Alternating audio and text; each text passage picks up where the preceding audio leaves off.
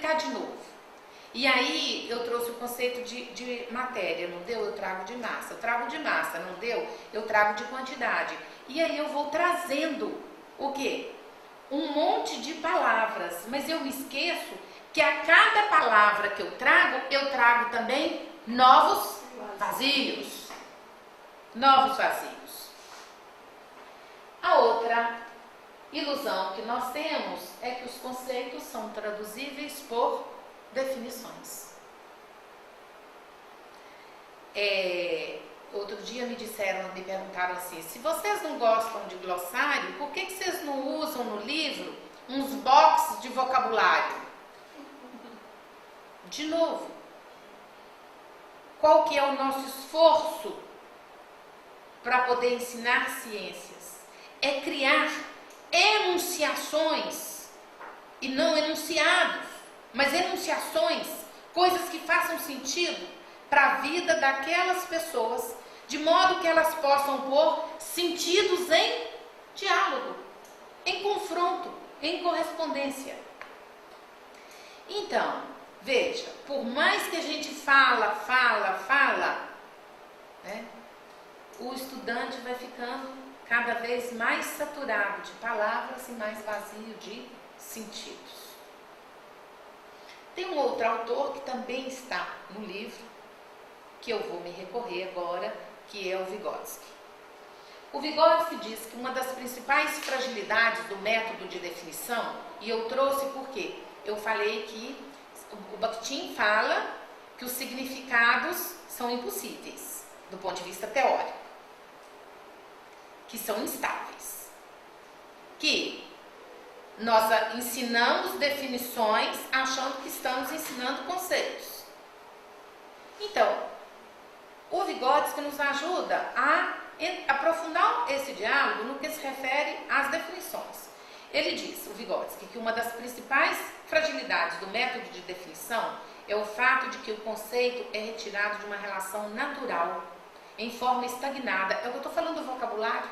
Tira, né? Fora do vínculo com os processos reais de pensamento em que surge, em que foi descoberto, em que vive e se desenvolve. Tomada em forma estagnada, ou seja, cristalizada na forma de glossários, de vocabulários, as definições prontas, não nos dá a mínima ideia do que seja palavra em ação. Quando eu falo assim, veja aí quantas substâncias que tem. Cada coisa que eu contar é uma substância, professora? Veja, essa coisa é uma palavra em ação, que naquele momento toma o lugar de substância, mas que não é substância. E que se eu definir substância desse modo, né, eu estou incorrendo num erro conceitual. Mas nesse contexto, ela é uma palavra em ação que me ajuda, que faz sentido no conjunto das enunciações, em todos aqueles elos enunciativos que vão sendo chamados para o debate. De modo que a criança opera com ela, diz Vygotsky, retomando a fala dele, no processo vivo de solução de um problema, de como emprega quando para isso surge uma necessidade viva.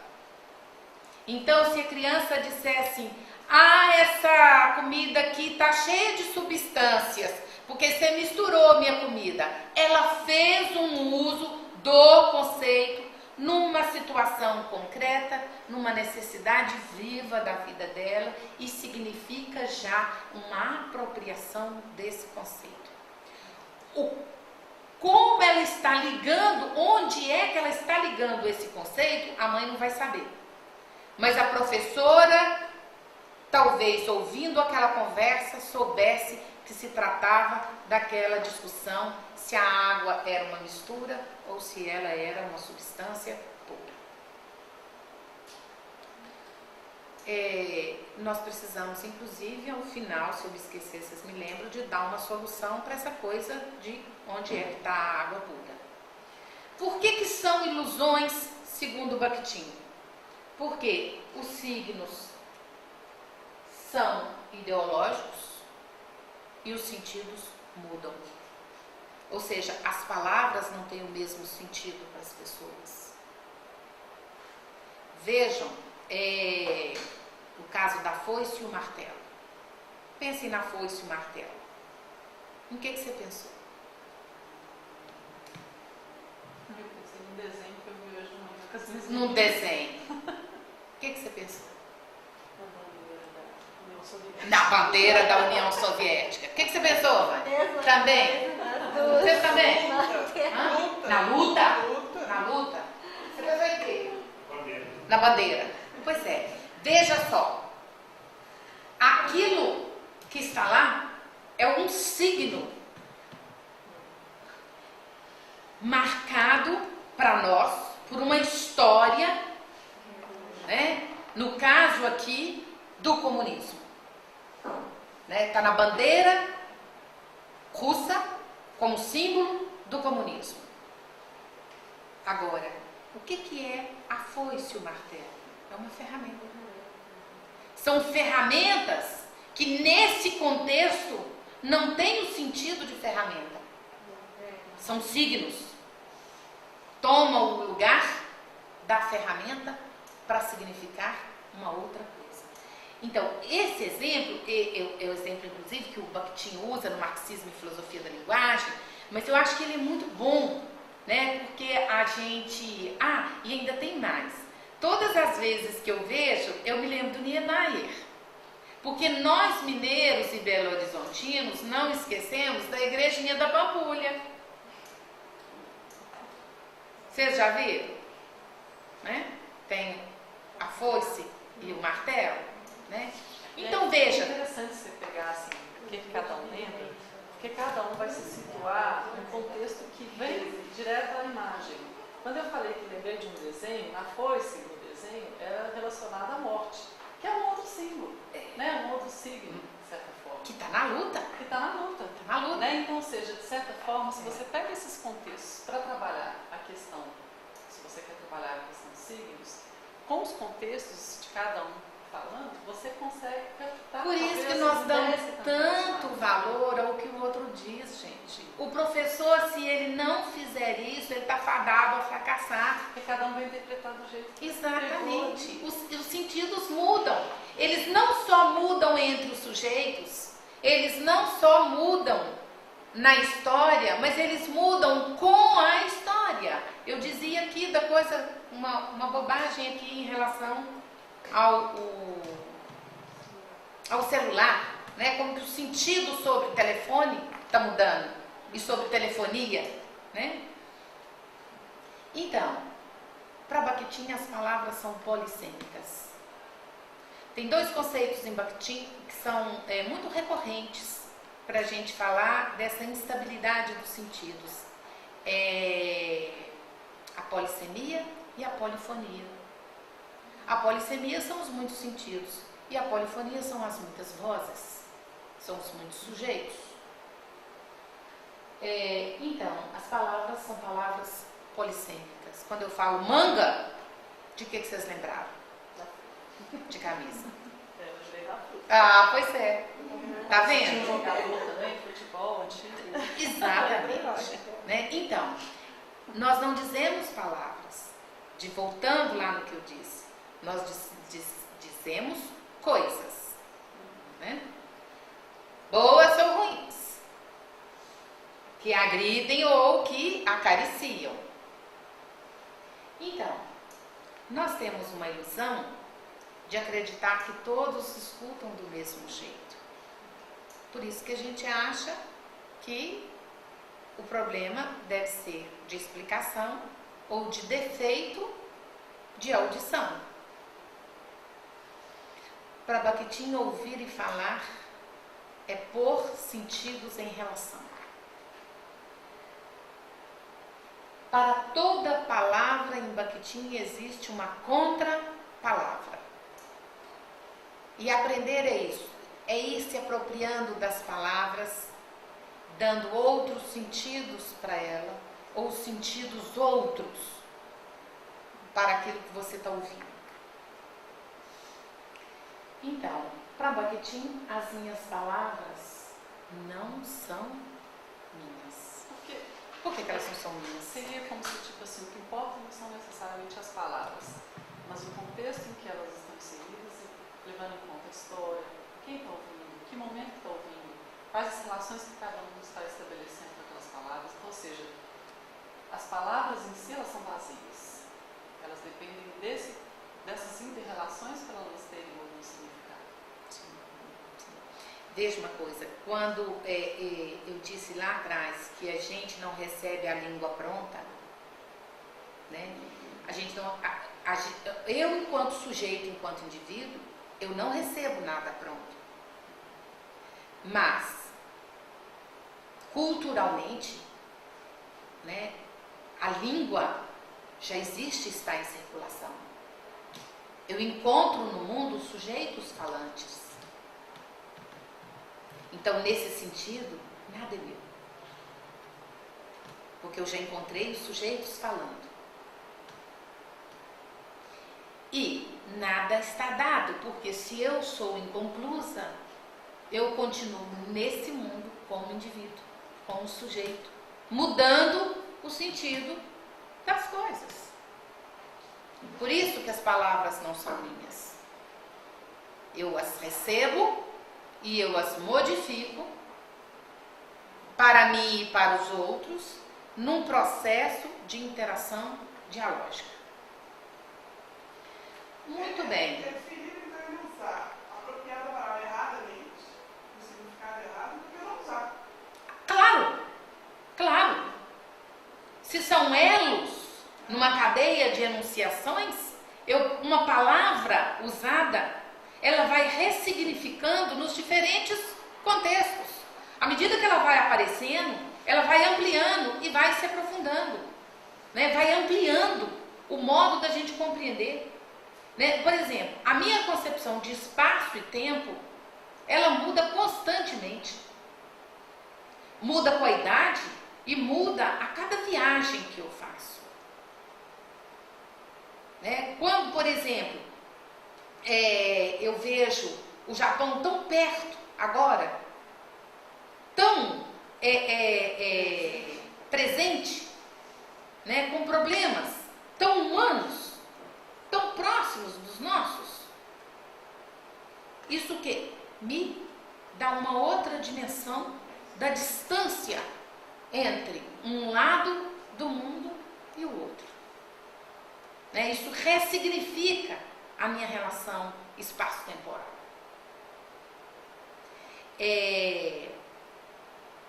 As crianças, por exemplo, elas têm muita dificuldade com essa discussão de espaço e tempo, né?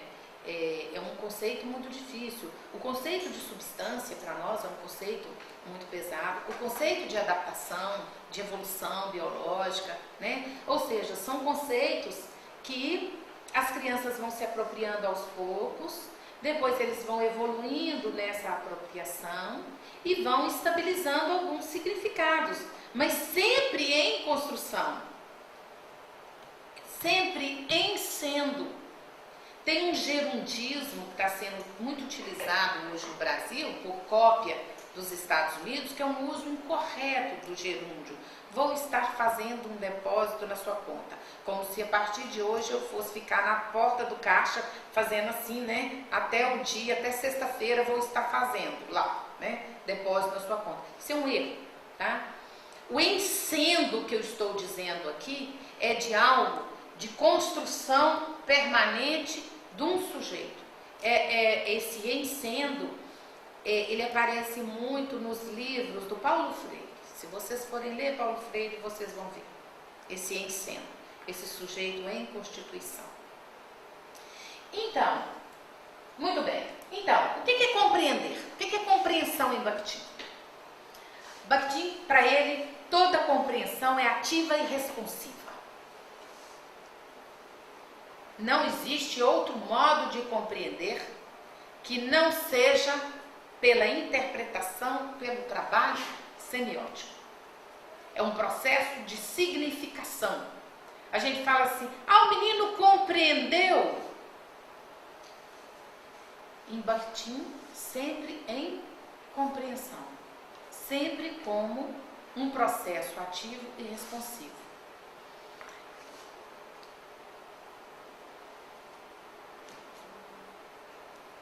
É um ato de interpretação ou de trabalho semiótico.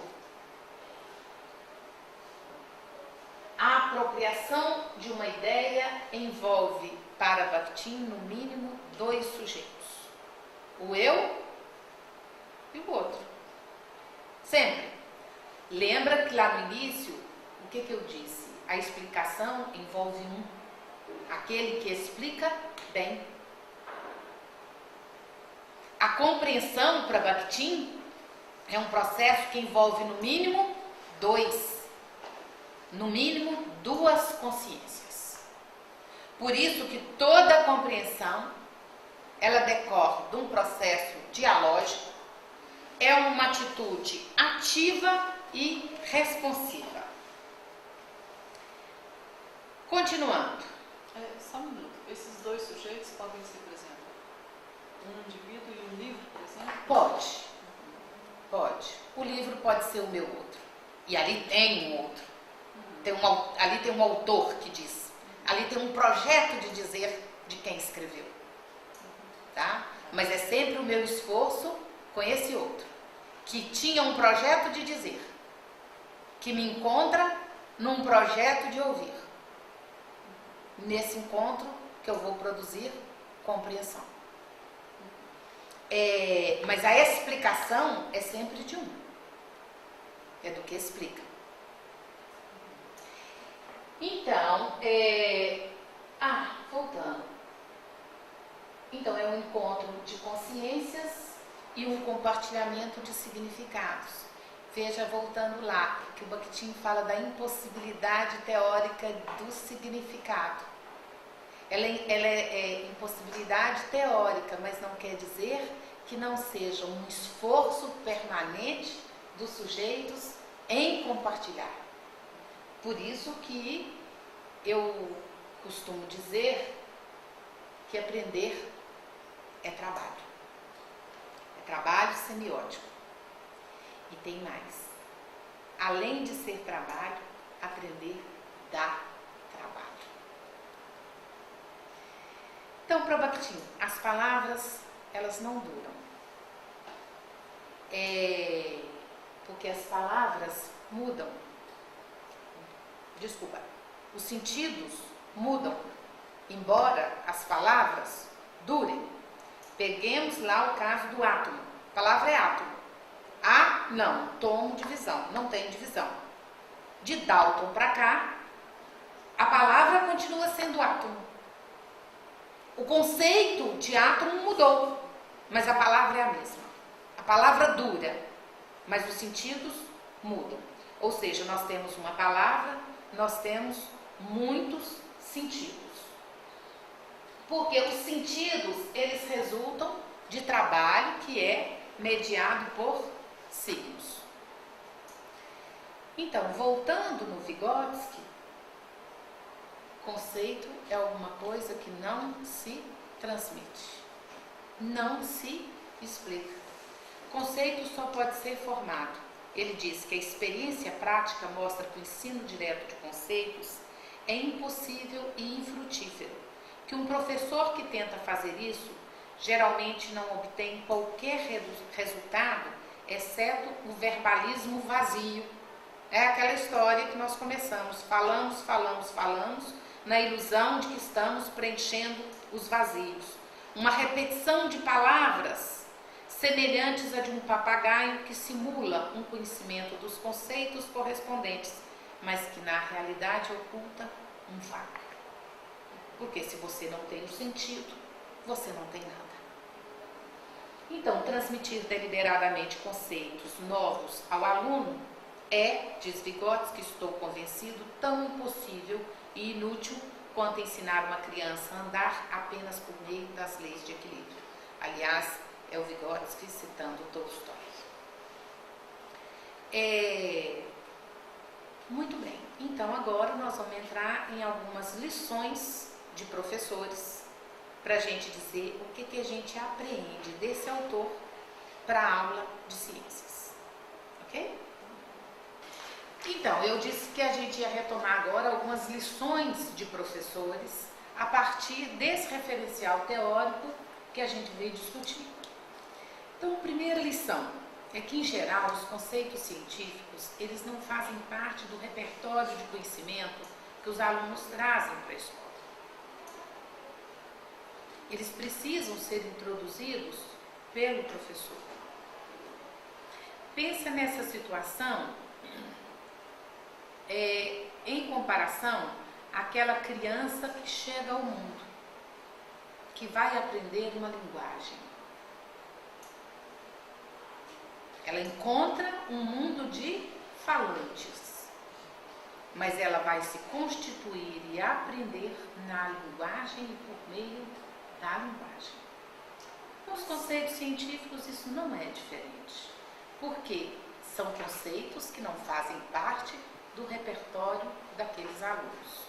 Mas ao mesmo tempo, alguns alunos acabam vindo com alguma coisa que não necessariamente é a ideia do conceito pronto, assim. Não existe conceito pronto. Não é o conceito científico.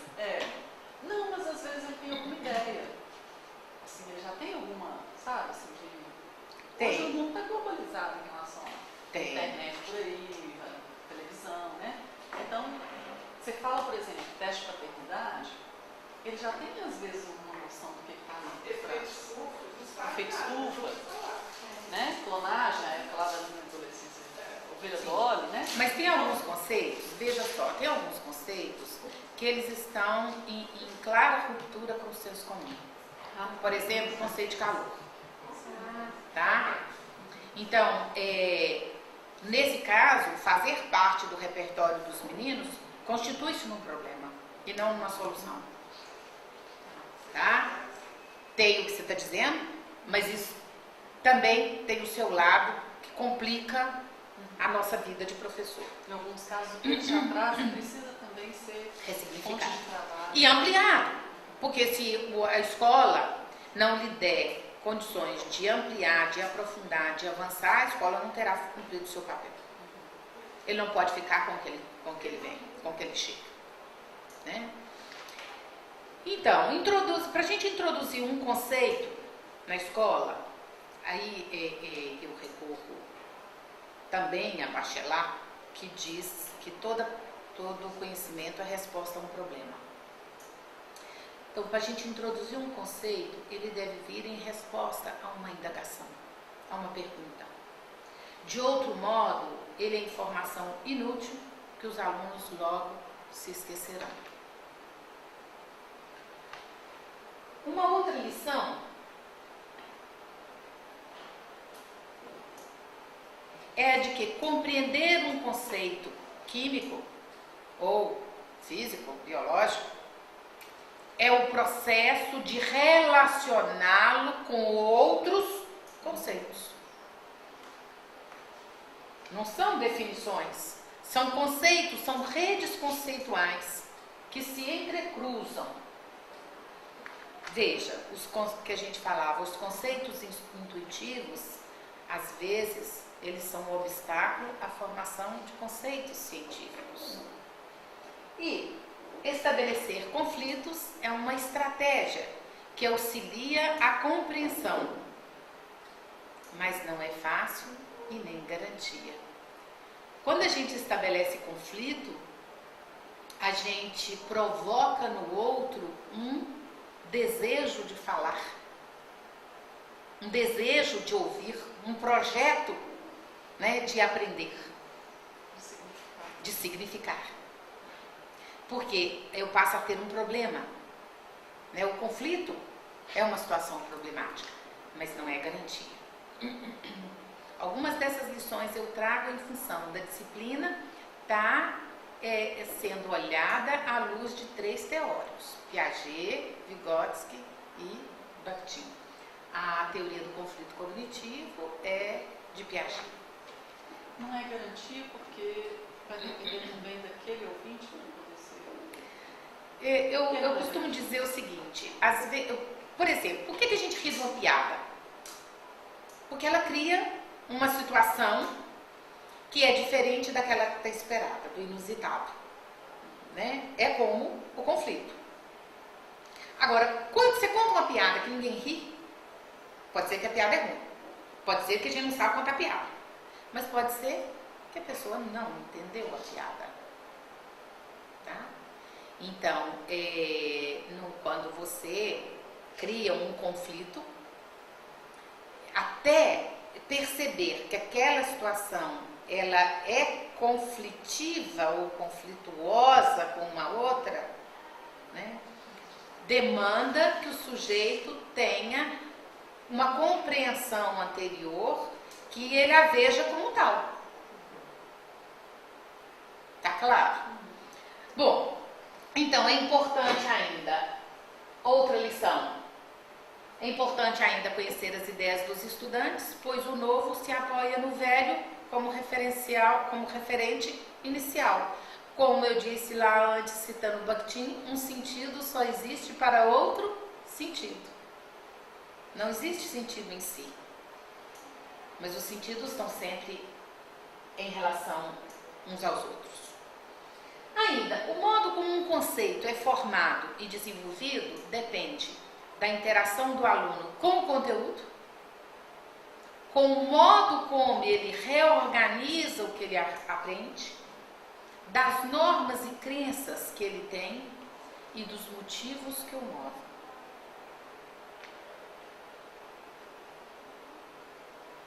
Outras lições ainda que a gente procura trabalhar no curso é a recursividade. A recursividade é algo que auxilia no entendimento por níveis de compreensão. Veja a pergunta que vocês me fizeram. Mas então não tem conceito errado. Quando o menino usa a palavra num outro contexto, pode não ser exatamente aquele conceito científico tal como a ciência hoje conhece. Mas é um entendimento? É um nível de entendimento. Não é nem melhor nem pior. É uma condição humana de estar sempre significando. É aquela condição da criança, do aluno, do adolescente, do outro, naquele momento.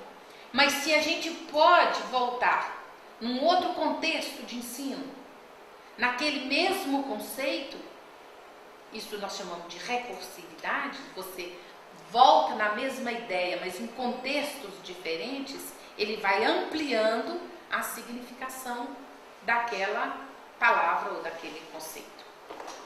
Então, organizar um curso recursivamente é fazer com que essas palavras voltem com frequência a circular.